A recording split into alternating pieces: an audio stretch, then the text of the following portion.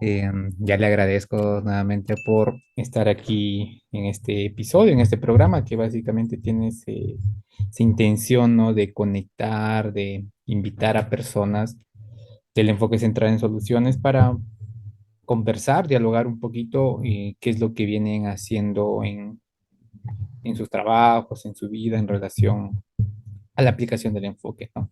Miss Michelle, gracias por dar la invitación y estar presente aquí con todos nosotros en este ya cuarto episodio ya de este programa. Sí, buenos días, buenas tardes o buenas noches, a qué hora se esté escuchando este episodio, ¿no? Bueno, es un gusto estar en este espacio, bueno, manteniendo conversaciones, ¿no? Respecto a lo que venimos haciendo en la práctica, bueno, en mi caso educativa, y con respecto a cómo también el enfoque viene tomando protagonismo, ¿no? En cada atención en cada estrategia que trato pues de realizar en mi práctica. Entonces es un gusto estar en este espacio, gracias por la invitación y aquí estoy para poder conversar de todo lo que venimos haciendo. Genial, genial. Sí, justamente hay algo muy interesante que algunas personas de pronto que van a escuchar y que son nuevas, son ajenas al tema, al enfoque, y otras que por ahí están empezando, y otras personas que también escuchan que ya tienen algún tipo de formación, ¿no? En el enfoque. ¿Cómo de pronto usted definiría, contextualizaría, opinaría en relación al concepto del enfoque centrado en soluciones, ¿no? A partir de la experiencia, de la información, tanto bibliográfica, académica, que se ha podido tener a lo largo de su trayectoria, ¿no? ¿Cómo definiría el enfoque centrado en soluciones?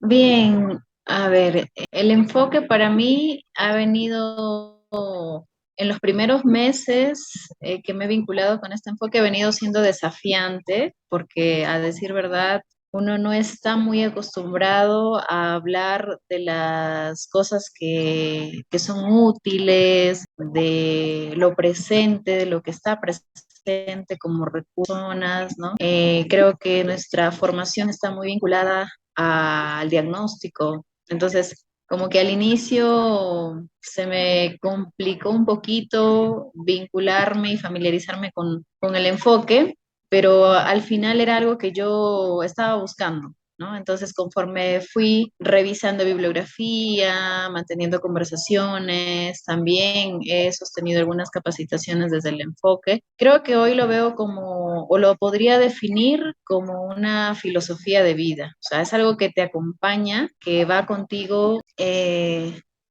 siempre, ¿no? O sea, desde cómo piensas, desde lo que dices, desde lo que haces, desde cómo mantienes una conversación, desde rescatar los recursos, visibilizar los recursos de las personas y detenerse ahí en lo que venimos haciendo, que de alguna forma, perdón, viene funcionando y nos viene sacando de esos espacios, pues, en donde muchas veces no queremos estar, ¿no? Entonces, hoy definiría el enfoque como una filosofía de vida que me acompaña en cada cosa que hago, desde lo que pienso hasta que se concreta eso en una acción en mi vida y para con mis estudiantes, en este caso que me desenvuelvo en el área educativa, ¿no?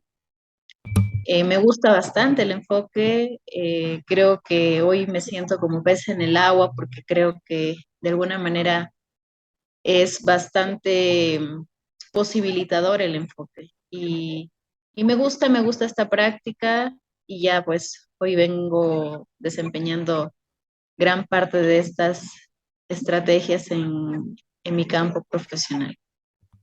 Wow, genial. Sí, justamente eso es lo desafiante del enfoque. Justamente ese es un factor clave que la terapia como tal, como el nombre ha evolucionado, no solamente en términos de nombre, concepto, sino también el término de aplicaciones. Aquí tenemos, por ejemplo, un que en su caso viene aplicando en contextos educativos. Por ejemplo, eso mencionó una parte muy, pero muy interesante que dijo visibilizar los recursos. De pronto, eh, cómo cómo lograr visibilizar los recursos de los estudiantes o las estudiantes en esos contextos de clase, de aula, cómo lograr que se puedan visibilizar, porque teniendo en cuenta que la malla curricular o también a veces los cursos o las formas pedagógicas de llevar no son realizadas por un psicólogo, las materias como tal, porque tienen diversas especialidades. Y de pronto por ahí puede surgir el no visibilizar o potenciar ciertas habilidades como psicólogos o como terapeutas dentro de contextos educativos, ayudaríamos o fomentaríamos la visibilización de estas habilidades que tienen los alumnos. Una pregunta bastante interesante y también desafiante de poder describir como un plano general de lo que se debe hacer, ¿no? Yo creo que cada grupo de estudiantes es un mundo diferente, e incluso cada estudiante es un mundo diferente, ¿no? Entonces, algunas cosas que de pronto yo he venido haciendo en mi práctica que me ha ayudado a que se visibilice, ¿no? Estos de los estudiantes en un contexto adecuado, ¿no? Eso es primero en el sentido de que, bueno, dentro de la malla curricular para los institutos de educación superior no existe, digamos, como tal, o sea, como un curso, como un módulo que lleva créditos de pronto la tutoría, ¿no? Que de pronto en la universidad sí. Entonces, en ese sentido, el docente pues desarrolla su clase que está vinculada a los módulos específicos, a los de carrera, y cuando los estudiantes van manifestando algunas situaciones, algunas problemáticas de pronto, que hacen alertar o que alertan al docente es cuando recién se toma como en consideración crear un espacio, ¿no? Para el estudiante. Entonces, desde mi práctica, lo que trato de hacer es fomentar primero o crear ese espacio para que los estudiantes puedan tener una hora de tutoría, ¿no? Ese espacio de tutoría es exclusivamente para de ellos y de mí, ¿no? O sea, estamos en un ambiente compartiendo esa hora en la que trato en la medida de lo posible que, o sea, no llevar algo parametrado, ¿no? O sea, no decir hoy día voy a desarrollar esta sesión de pronto o esto es lo que voy a hacer, sino ingresar a aula ya teniendo el espacio pues destinado para la tutoría. Me surge la pregunta en aula de decirles de qué tema quisieran hablar, ¿no? O qué cosas que de pronto ahora los estén preocupando, quieren ponerlo sobre la mesa para conversar de ello un poco, para reflexionar. Entonces, es ahí cuando ellos empiezan a enumerar de alguna forma sus preguntas, cuando empiezan a manifestar sus inquietudes, ¿no? Queremos de pronto lidiar mejor con nuestras emociones, queremos mejorar la comunicación entre nuestros compañeros, compañeras. Entonces, cuando se crea el espacio, ellos ya van sintiendo la confianza de que ese ambiente que se está creando es por y para ellos, ¿no? Entonces están como un poquito en la libertad de poder hablar de lo que les inquieta. Y bueno, en ese sentido hablamos pues de algunas cosas que para ellos es importante y lo vamos a como enumerando en la pizarra. A ver, de estos tres temas, ¿cuál o con cuál quieren iniciar, no? Y empezamos a hablar de ello. Entonces, diría que creando no solamente el espacio, sino también el clima para que los alumnos puedan hablar de sus inquietudes. Y de pronto una tarea como más a largo plazo sería poder darme como docente y tutora el espacio para conocerlos de manera individual, ¿no? porque cuando el alumno va tomando más confianza es cuando tú ya lo vas llamando por su nombre, vas identificando algunas cualidades que solo él o ella tiene, ¿no? Entonces, cuando ya empieza a generarse ese tipo de dinámica, es cuando ellos dicen, o sea, sí, ¿no? Se está dando el tiempo para conocerme y eso me agrada, me gusta. Entonces, cuando dejamos de llamar a todos, a ver, presten atención, escúchenme todos o todas, y cuando decimos a ver María, a ver José, a ver Juan, entonces es cuando ya podemos darnos la atribución de pronto de ir como tejiendo en nuestra mente algunas cualidades que cada uno de ellos va teniendo. Y eso también hace de que el mismo estudiante empiece a crear conciencia de los recursos que el docente o el tutor, o en este caso yo, estoy viendo en él o ella, y él también, ¿no? Empiece a tener esa tarea de reflexionar. O sea, si de pronto están rescatando esto en mí, de pronto porque yo no lo he notado, ¿no? O qué cosas estoy haciendo para que consideren que soy una persona amable, o qué cosas estoy haciendo para que los demás me vean como una persona comprensiva, comprensivo. Eso es más útil, creo, crear el contexto para que el mismo estudiante empiece a reconocer como habilidades suyas, a decirle, ¿no? A decirle de pronto, te veo así, te describo así, ¿no? Entonces, eso es lo que de pronto he venido haciendo, que ha venido ayudando también a los jóvenes a mirar de pronto a mirar con genuidad, ¿no? Eh, la parte genuina tiene que estar presente todo lo que se refiere a sus fortalezas, a sus puntos rescatables, ¿no? Que se destaca en realidad. Wow, qué agradable respuesta, qué agradable concepto, que nos lleva a repensar nuevamente y cómo está presente mucho el enfoque central en soluciones. O sea, si bien es cierto, hay un plan establecido, pero sin embargo, en el desarrollo como tal, como menciona, siempre le damos prioridad a lo que de pronto la población o las personas que van a participar desean conversar netamente para que sea el término, o bueno, como surge el término de utilidad de lo que vamos a hacer. Ir con esa idea de pronto que voy a hacer esto de manera parametrada, estructurada, sin tomar en cuenta las expectativas o lo que se comienza a llamar también las mejores esperanzas, puede surgir como algo rígido, diría yo, porque en alguna oportunidad antes de conocer el enfoque también noté ello. Sin embargo, ya las diferencias, aplicando también el enfoque, se logra tener más cooperación, más coordinación, más cohesión, también diría yo, dentro del grupo que se va a desarrollar estos tipos de temas. Y es algo muy interesante, ¿no? Y de pronto por ahí sabemos que el enfoque central en soluciones maneja muchas cosas, muchas ideas, mucha filosofía, y que siempre nos acompaña en cada uno de los casos. Si bien es cierto, no hay una estructura como tal porque se va sacando a flote, desarrollando en base a lo que la persona pues va a ir queriendo, deseando para su vida y posibilitando a través después de nuestras preguntas o estrategias. Sin embargo, de pronto, ¿qué estrategias a usted le es más útil aplicar en sus intervenciones como realiza? Sé que no hay una específica, pero de pronto nos puede comentar unas cuantas por ahí y cómo es que la aplica y le da el resultado en sus sesiones.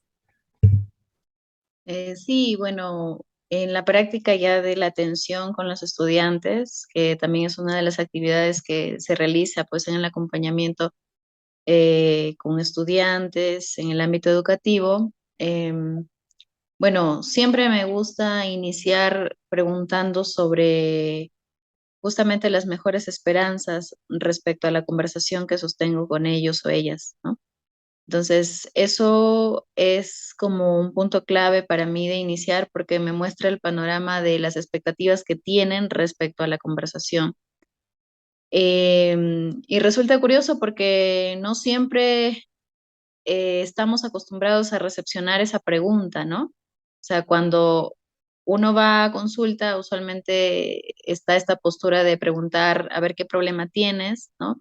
Y cuéntame datos de pronto que están vinculados a este problema o aspectos de la niñez, ¿no? Aspectos del desarrollo adolescente. Entonces, cuando uno lanza esa pregunta, es como que, bueno, me ha pasado, de pronto no sé si los estudiantes, a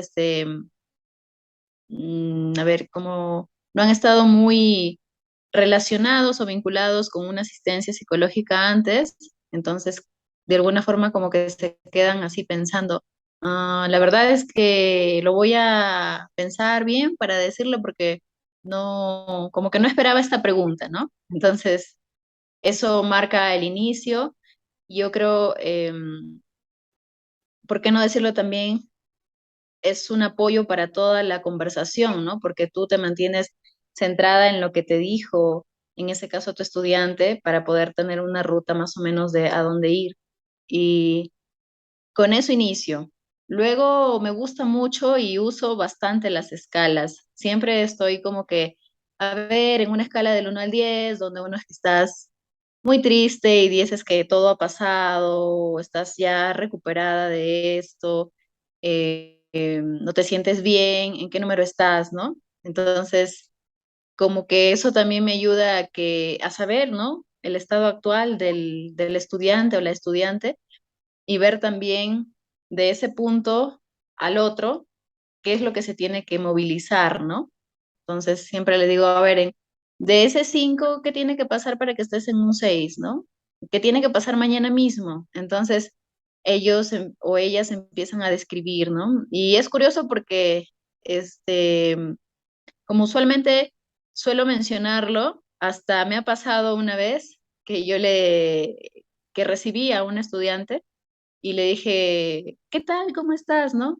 Y me dijo, bueno, en una escala del 1 al 10, me dijo, me siento en un 8. Entonces yo me reí porque, o sea, ni siquiera de pronto le invité a usar la escala, sino que ella sola, Ajá. la usó para describir su estado de ánimo, ¿no? Entonces yo dije, o sea, sonreí y me pareció curioso porque pasa eso, que a veces sostienes conversaciones que enriquecen tu lenguaje o te hacen mirar desde otra postura, otra posibilidad, ¿no? Y claro, era también un tema de, al final, de elogiarle también para que ella se dé cuenta de que está siendo bastante consciente, ¿no? De cómo está yendo día a día. Entonces, es una experiencia curiosa y bonita que me pasó en consulta, hablando justamente de lo que hago, ¿no? De las estrategias que aplico. Y bueno, los elogios, que no de pronto como estrategia, pero sí algo, sí de pronto como algo transversal, ¿no? Que está presente en toda la conversación. El tema de cuando hay que hacer el elogio, se hace y cuando de pronto la misma persona tiene que darse cuenta de que algo está haciendo bien y que ella o él es el protagonista de ese cambio, entonces también, ¿no? De modo indirecto, que ellos mismos también se den cuenta de lo que están logrando. Wow, qué hermoso escuchar eso. Y justamente cuando mencionó el tema de las escalas, me lleva también a recordar, antes de conocer el enfoque, en otro enfoque que no voy a, bueno, no era como enfoque, era como una herramienta de, creo que habían tomado parte del enfoque, o bueno, se desarrolló de otra manera, no lo sé, pero como lo he aprendido en ese tiempo, era como que tomando el caso de la señorita que tiende, que bueno, que acude a consulta, bueno, me siento en el punto 5 por ejemplo, ¿no? De estar feliz o donde yo quiero llegar a mi meta, etcétera, ¿no? Mencionaban, entonces, ¿qué tendrías que hacer, por ejemplo, para estar en un número más alto, en un 10 en un 8 en un 9? Y eso es lo bonito e interesante del enfoque centrado en soluciones. ¿Por qué? Miren esa distinción tan diferencial y abismal. Y yo también me agrada el enfoque porque es muy minucioso en las cosas que hacen. En el otro enfoque, decir cuánto, o sea, qué tendrías que hacer para de pronto llegar a un 10 como tal. En el enfoque centrado en soluciones también existe esa posibilidad, pero antes de llegar a ese paso, podríamos empezar diciendo, oye, ¿qué hiciste de pronto para que suceda llegar a un número 1? e indagar, indagar, indagar y abrir el futuro de posibilidades que ha hecho la persona y cómo puede seguir manteniendo o descartando para acercarse a un 9 a un 8 y no es tan directivo como aquello, ¿no? O sea, puede estar centrada en los recursos, pero más directivo y la poco que es esto del enfoque centrado en soluciones que me agrada es más flexible o versátil al contexto o la situación de la persona, que creo que yo me sentiría un poquito más libre de hacer, no tanto exigido de tener que llegar a un punto más alto como tal, ¿no? Y eso es lo que me agrada, me hizo recordar bastante lo que tocó el tema de las escalas. Sí, justamente conforme ibas relatando esto, se me venía a la mente el tema de que, bueno, aunque el enfoque sea centrado en soluciones o se denomine, mejor dicho, terapia breve, no porque sea breve quiere decir que vamos a ir deprisa, ¿no? O sea, no es sinónimo de ir deprisa, sino muy por el contrario. Considero que el enfoque es bastante, la postura, mejor dicho, de la persona que practica el enfoque es bastante de ser curioso o curiosa. Y en ese sentido, cuando hay que detenernos para preguntar qué hay atrás de eso, hay que detenernos, ¿no? Ujú, Y eso requiere muchas veces ir de manera pauteada, respondiendo pues a lo que el consultante, el paciente, el estudiante va visibilizando. Entonces, para nosotros el enfoque desde lo breve no quiere decir que vamos corriendo en la terapia, ¿no? Sino que vamos curioseando en la conversación cositas que de pronto en otro enfoque no se detiene a como que a descubrirlo, ¿no? Entonces es bastante útil esa curiosidad para ir deteniéndonos en aspectos importantes que hacen la diferencia. sí, sí, le doy toda la razón en ese aspecto. Y más allá también de hacer la diferencia, es, como decía, en una clase recuerdo que el maestro Hans mencionaba, hacer breve no es de darte una sesión, un número de sesiones específico, porque a mí también me ha pasado, no sé si también le ha pasado a usted, tanto en los programas de capacitación o, o en las sesiones, las personas suelen decir, ya, ¿y cuánto y cuántas sesiones me va a tomar? eh, o en otros enfoques que también, tanto usted como yo y las demás personas debemos tener colegas, ¿no? De otros enfoques que tienen netamente una cantidad específica para dicha situación o como ellos lo llaman el común, el trastorno o el déficit, ¿no? Para un tema de intervención. Sin embargo, en el enfoque de hecho de ser breve no significa que lo vamos a hacer en una, dos, que puede que sí, como que puede que no. Ahí donde recuerdo esa clase, esa frase que decía, ser breves es hacer o intervenir ni una sesión más ni una sesión menos, o sea, tal cual requiera la persona. Y es a veces contradictorio porque nosotros también nos ponen una postura las personas que tienen tenemos que dar una respuesta como tal y bueno, es un tema ya de responsabilidad de cada uno que atiende estas situaciones, ¿no? Genial. Sí. Em, y a lo largo de toda esta trayectoria, en la parte ya de la parte ya práctica, en el programas educativos, cómo diseñar o cómo implementar programas educativos centrados en soluciones de pronto que den un impacto tanto al colegio, ¿no? Al colegio y a los estudiantes, cómo de pronto se podría hacer o de pronto ya usted ya aplicó algunos programas, talleres, aparte de las sesiones que ha tenido dentro del contexto que viene trabajando, laborando. Eh, bueno, considero de que para que los programas sean beneficiosos y sostenibles para el cambio, digámoslo así, para Ujú, los mismos estudiantes, hay que empezar por lo primero, que son los docentes, porque yo puedo trabajar con los estudiantes de pronto ingresar a aula una vez a la semana o según el tiempo, pues que los docentes mismos vayan permitiendo, pero con quien pasan la mayor parte del tiempo son con sus docentes, con sus tutores.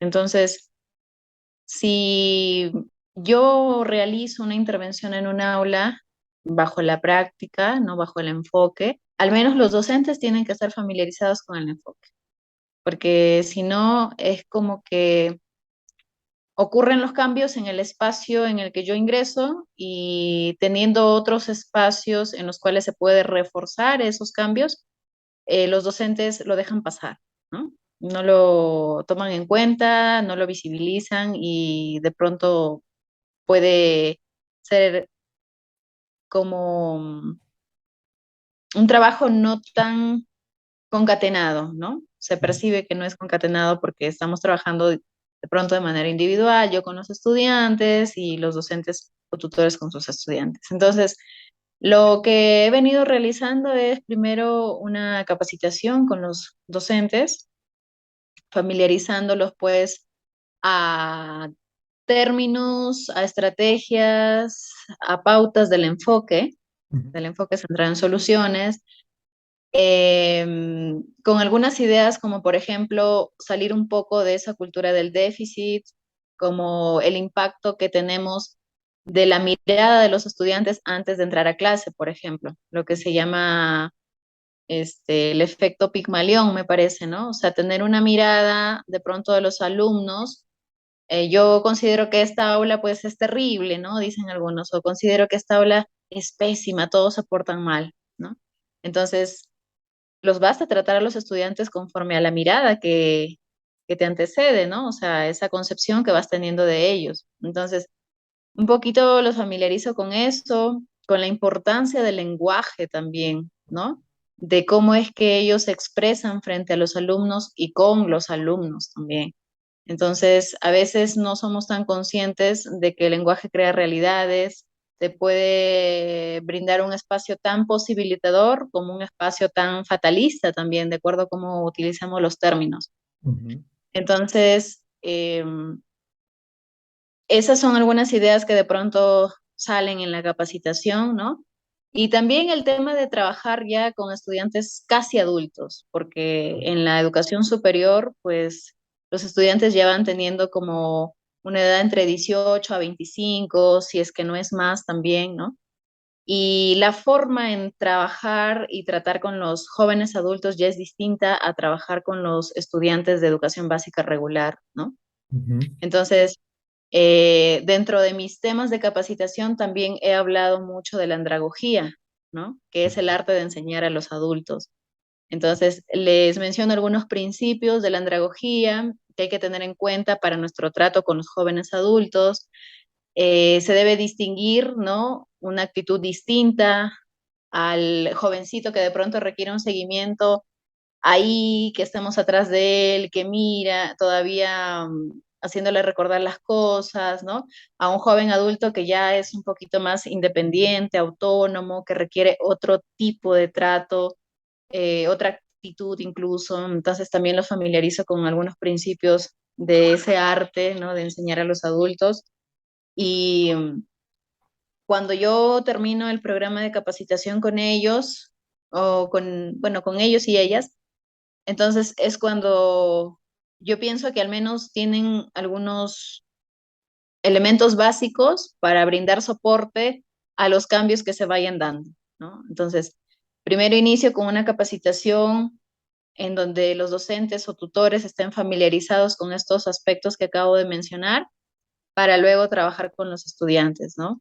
Y me gusta mucho también el tema de dejar de pronto algunas tareas en el sentido de que vayan observando qué cosas van pasando ujú. de una sesión a otra, ¿no? Y es lo primero que hago cuando ingreso a la siguiente sesión, ¿no? ¿Qué cosas han ido mejorando, por ejemplo, en el trato de sus docentes hacia ustedes, en el trato de ustedes mismos, ¿no? Eh, no he ingresado hasta ahora a aula para de alguna forma observar digamos, una clase de un docente, pero sí he estado presente en algunas sesiones un poquito viendo, ¿no? La dinámica de aula y también me gusta mucho rescatar esos puntos fuertes que el docente está haciendo en clase para que no lo pierda con sus Ujú. estudiantes. Y si hay que mencionar algo de pronto que puede hacer mejor y comentarlo, ¿no? También, ¿no? Entonces, más que un programa dirigido a los estudiantes, ahorita hablando de pronto como estrategias o como un programa estructurado, yo empiezo como con una capacitación con los docentes y luego con el tema pues que se aborda sesión a sesión en la tutoría, los docentes ya van siendo como un apoyo a esos cambios que se van dando, ¿no? Semanalmente.